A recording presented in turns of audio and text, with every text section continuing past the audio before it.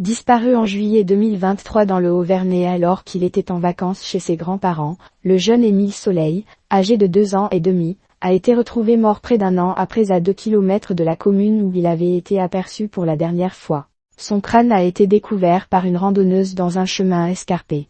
Mais comment a-t-il pu disparaître sans aucun témoin?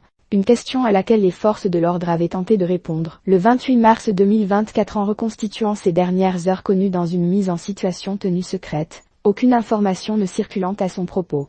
Le mardi 9 avril 2025, le voile était levé sur cet événement très attendu. L'un des suspects convoqués racontait en effet à la Provence le déroulé de cette reconstitution. 17 personnes convoquées pour tenter de retrouver Emilia à l'époque. Les ossements de la petite tête blonde n'avaient pas encore été découverts, il était donc question de reconstituer ce qui avait pu mener à sa mystérieuse disparition.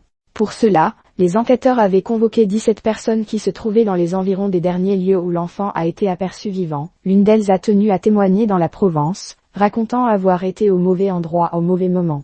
Car sans vraiment connaître les grands-parents du petit Émile, ce témoin a expliqué se trouver au Haut-Vernay pour rendre visite à un ami.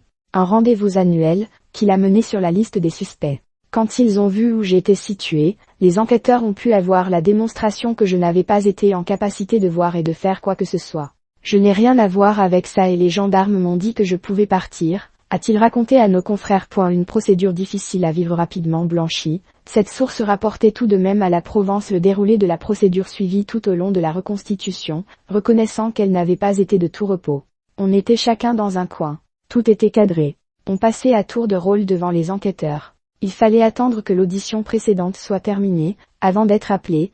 Personne n'est préparé à répéter, devant des gendarmes et des avocats, des gestes que l'on a faits, plus de 8 mois plus tôt. Il se souvenait par ailleurs de l'ambiance de cette journée, pas encore marquée par l'étrange découverte du crâne du garçon.